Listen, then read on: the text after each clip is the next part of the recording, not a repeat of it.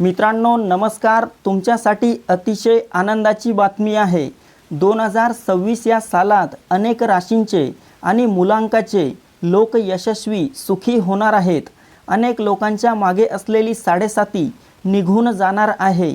मित्रांनो बातमी अतिशय महत्त्वाची आहे, त्यामुळे व्हिडिओला पूर्ण बघा आणि आपल्या चॅनलवर नवीन असाल तर चॅनलला सबस्क्राइब नक्की करा। 2026 या वर्षात 6 मुलांकाचे सुखाचे दिवस येणार, दुःखाचे दिवस सरणार, सुवर्ण काळ येईल। ज्या व्यक्तींचा जन्म 1, 10, 28 म्हणजेच 1 तारीख, 10 तारीख किंवा 28 तारीख या तारखांना झाला असेल तर त्यांचा मुलांक 1 आहे। या मुलांकाचा स्वामी सूर्य आहे। सुवर्ण काळ सुरू होऊ शकेल। कामाच्या ठिकाणी पदोन्नतीची शक्यता निर्माण होईल। आर्थिक परिस्थिती लक्षणीयरित्या मजबूत होईल।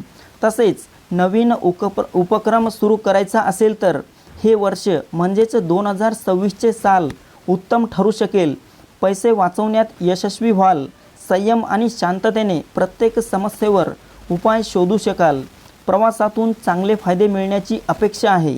राजकारण, प्रशासन आणि व्यवसायाशी संबंधित लोकांचा आदर वाढेल।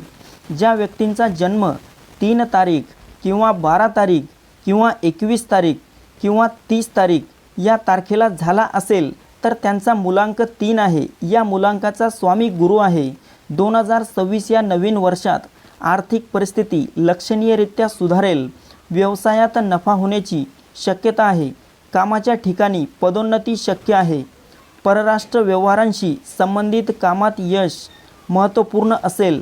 नातेसंबंध मजबूत होतील। धार्मिक कार्यांमध्ये आवड वाढेल। तसेच मित्रांनो ज्या व्यक्तीचा जन्म 4 तारीख, 13 तारीख, 22 तारीख किंवा 31 या तारखांना झाला असेल तर त्यांचा मुलांक 4 आहे।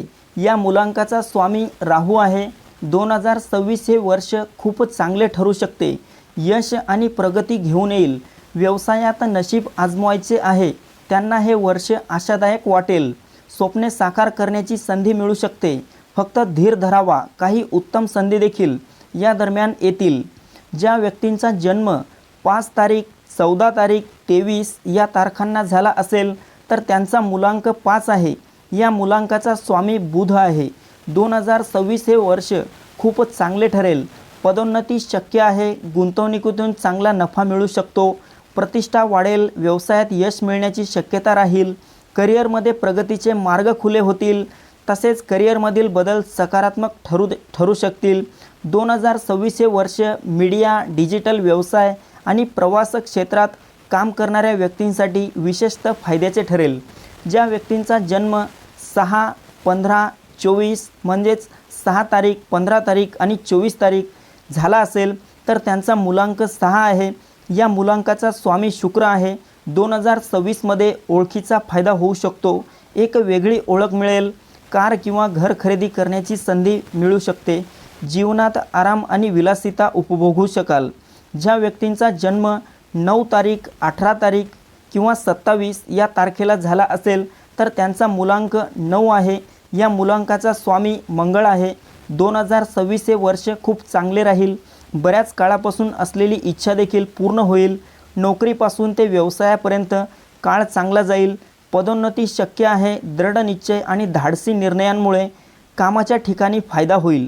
संरक्षण, कायदा आणि क्रीडा क्षेत्रातील लोकांना नवीन संधी मिळू शकतात। आर्थिक परिस्थिती मजबूत होईल। आर्थिक लाभ होण्याची देखील शक्यता राहील। तर मित्रांनो 2026 मध्ये अनेक राशी आणि क्षेत्रातील लोक यशस्वी होण्याची शक्यता आहे।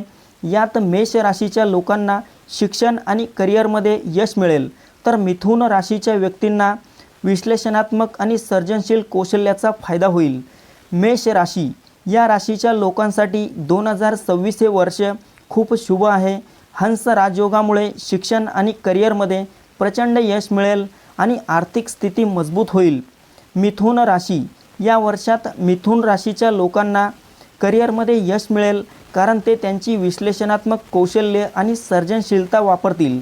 तसेच इतर राशींबद्दल बोलायचे झाले तर वृषभ, सिंह, वृश्चिक आणि कुंभ या राशींच्या व्यक्तींना देखील 2026 मध्ये चांगले यश दिवस मिळतील।